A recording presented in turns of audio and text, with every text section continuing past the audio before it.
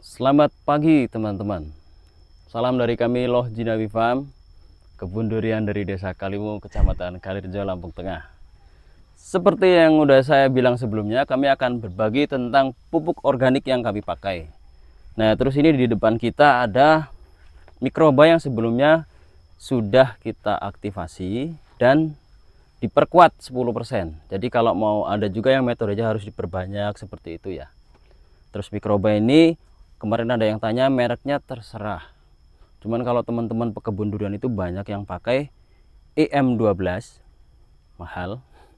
Terus M21, kalau saya terserah. Ini namanya IE4, kemarin ya IE4. Nah, untuk dosis ini setelah diaktifasi dan diperkuat 5 mili per liter. 5 mili per liter air. Nah, ini salah satunya. Terus kemarin kita udah berbagi tentang asam humat. Sekarang kita jalan-jalan. Ini sambil aplikasi sih Kun. Yuk Kun. Nih. Ini bongkahan-bongkahan tanah kami. Ya. Tuh. Jadi di area dalam sini teman-teman ya. Area dalam sini itu untuk yang generatif maupun yang vegetatif itu semua kami benahi. Kami masukkan serasah daun seperti ini, rumput dan serasah daun, ya, yang lambat laun akan terurai. Ini yang kami lakukan ya teman-teman ya, karena ada beberapa teman-teman juga yang lebih seneng lahannya itu bersih. Kalau kami enggak, kami cukup dengan rumput tapi pendek, organiknya kita kembalikan lagi ke area sekitar pohon. Ini Musang King 2 tahun, belum ada 2 tahun 5 bulan. Tanamnya dongkelan 170 cm. Nah, ini lagi aplikasi apa? Mikrobanya. Yang penting kira-kira basah gitu aja. Biasanya pakai mesin spray ya Kun ya. Tapi saya mulai kesini mulai ragu-ragu karena apa? Mesin spray kan banyak kandungan insek, fungi, segala macam. Jadi ragu-ragu. Steril lah ya. Ya, lebih steril. Yang pertama pakai mikroba, yang kedua kami pakai organik itu juga serasah daun seperti ini, rumput-rumput sisa hasil yang dibabat. Ya, kembalikan lagi Mas, bener Mas. Terus ada mana ya yang, nah ini Mas, ini masih kelihatan kok. Ada beberapa ini sekam padi yang difermentasi ya teman-teman ya. Itu ya, ini yang bagian atas ya, biasanya tercampur di area tanah ya. Ini sekam padinya dan tentunya kohe. Nah, itu Kohe juga kami pakai. Terus asam humat, terus ada lagi trichoderma juga kami masukkan, asam amino juga kami masukkan. Nah, sekarang kita bahas satu persatu pengaplikasiannya sambil jalan-jalan yuk Mas. Yuk ke atas. Ngecek pohon sini yang vegetatif ya. Ini blok yang lebih dominan oci Mas ya? Ya, 60% oci. Yang pertama kita mikroba teman-teman ya. Mikroba itu kami mengaplikasikannya bisa 3 bulan sekali atau lebih sering nggak apa-apa karena murah teman-teman. Murah. Jadi konsep mikroba itu seperti yang saya bilang kemarin. Kenapa di hutan tanamannya cenderung lebih subur tanpa diapa-apakan? Karena di situ juga ada peran mikroba.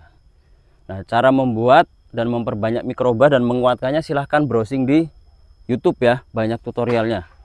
Kalau produk yang dipakai juga terserah. Nah, tugasnya mikroba salah satunya untuk pelarut fosfat, penambat nitrogen dan lain-lain, dibaca aja lah. Itu teori yang beredar seperti itu, tapi dampak yang saya rasakan luar biasa. Terus asam humat. Asam humat itu juga kami rutin pakai 1-2 bulan sekali. Karena apa? Karena tanah kami begini semua. Kalau nggak rajin dibenahi, tanahnya itu lama-lama akan rusak karena masih pakai pupuk sintetis juga. Kami pakai 1-2 bulan sekali dikocor, dan untuk campuran pupuk itu kita pakai 5-10%. Nah, kalau untuk kohe, nah ini kohe teman-teman ya, kalau bisa difermentasi. Ya. Ini kohenya. Kalau ini Kohe. fermentasinya ini, Mas. Ya. Jadi gini teman-teman ya. Kalau saya dari beberapa kali pengalaman dan kegagalan pemakaian pupuk. Jadi gagal itu bukan berarti terus pohonnya jadi rusak. Tidak efektif pemakaian pupuk juga menurut saya gagal. Contohnya seperti ini. Dulu musim kemarau saya masih sering pakai pupuk sintetis. Nah, musim kemarau yang selanjutnya ini kami akan lebih cenderung memakai organik. Terus sintetis hanya seperlunya aja. Gitu ya. Kebalikannya nanti ketika musim penghujan, kohenya agak kami hindari karena musim hujan juga walaupun tanpa kohe kan pertumbuhannya cenderung bagus, Mas.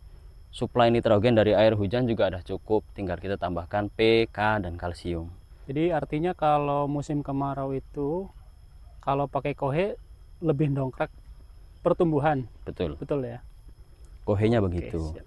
Nah, terus untuk penggemburan lahannya kami selalu pakai mana ya? Masih di mana sih kemarin itu? Nah ini. Insya Allah. Ini Oci juga. Duri hitam. Tapi bukan berarti nggak ada yang bermasalah loh teman-teman ya. Ini area-area yang berbunga di sini nih. Ya. Ini berbunga. Kemarin Ini berbunga. ini ada beberapa yang muncul bunga. Itu berbunga 2 kali yang kita konten, Mas Wawan. Ya. Ya. Itu yang pernah 2 kali muncul bunga. Jadi ada 12-an pohon yang berbunga. Ini kita kan juga butuh karbon ya teman-teman ya. Oh iya, ini sisa abu ini sawit. abu sawit, tapi biar saya jelaskan dulu, abu sawit yang kami pakai ini adalah ini fiber dari serabut kelapanya. Terus ada batok kelapanya dan ada jangkosnya. Jadi abu dari hasil pembakarannya ya, bukan masuk ke apa ya, kalau ada tungku perebusan gitu bukan. Ini yang dipakai untuk membakar. Jadi ini mutlak abu. Tapi nggak boleh berlebih, teman-teman. Karbon yang berlebih itu juga mengikat air. Nanti kalau musim hujan berbahaya. Jadi dipakai seperti apa? Ya seperlunya dan secukupnya. Terus ini berkesinambungan dengan mikroba yang kita kasih. Karbon itu cenderung menjadi rumahnya mikroba. Gitu ya. Nah, terus selain ini Trichoderma juga untuk antisipasi kita ya serangan-serangan jamur itu ketika kita beri Trichoderma nanti akan lebih aman ya. Nah, ini untuk area pohon yang batunya nggak terlalu banyak. Terus kami juga masih pakai sekam padi. Kalau bisa, kenapa kami nggak pakai arang sekam? Karena kita karbonnya udah dapat dari yang tadi itu, Mas. Oh iya. Ya. Terus kita aplikasi untuk asam aminonya kita buat sendiri teman-teman ya. Untuk fase generatif teman-teman bisa buat dari limbah ikan bisa. Yang penting protein, limbah ikan bisa atau apapun yang penting nggak masalah. Ya. Jadi buat semurah mungkin. Tutorialnya di YouTube juga banyak. Nah, pengaplikasiannya kalau saya mendekati dengan pemberian mikroba juga. Jadi kalau ada bahan organik yang siap di tanah, ketika kita kasih mikroba, mikrobanya udah siap mengolah di situ gitu ya. Udah ada makanannya, udah ada rumahnya gitu. Terus pemakaiannya juga nanti akan ada fasenya teman-teman. Pembungaan asam amino kita hindari dong. Ya. Biar berharapnya stres. Masa nanti kita kasih asam amino, kecenderungan dari asam amino kan tahan stres ya, anti stres salah satunya. Terus kalau dikasih asam amino nanti malah seneng terubus. Iya. Nah, jadi fasenya juga harus diperhatikan. Tapi untuk pertumbuhan geber semua enggak apa-apa. Ya. Itu si Trikon lagi aplikasi. Ini paling nanti bentar lagi udah dikasih kohi lagi, Mas, nggak lama. Ini sekitar ya. Ini udah berapa bulan iki, Kun? 3 bulan? Enggak, iki sing ngasih iki. Oh, sebulan. Nanti sekitar berarti pas masuk puncak kemarau. Nah, puncak kemarau kalau bisa untuk vegetatif timpa bahan organik nanti kecenderungan kan biasanya kalau apalagi pohon-pohon yang genja ya, Ya.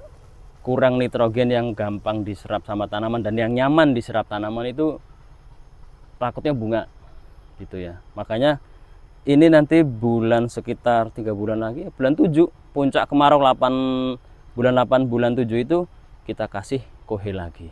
Musim hujan tuh bukan pupuknya yang sakti kok, asal pH-nya terjaga dengan baik, pH terjaga, pupuk secukupnya aja bagus pertumbuhannya itu ya. Jadi gitu dulu teman-teman ya yang kami pakai. Kita ulangi, yang pertama ada kohe kambing atau kohe ayam petelur ya. Yang kedua sekam, dibuat arang sekam nggak apa-apa, atau kalau tidak difermentasi pakai karbon. Ini kita pakai abu sawit yang aman, yang seperti yang saya sebutkan tadi ya, karena saya nggak tahu namanya teman-teman ya. Pakai asam humat, asam amino, Mikroba. terus mikroba udah ya mas, mikroba udah ya. Ya itulah teman-teman lah pokoknya ya.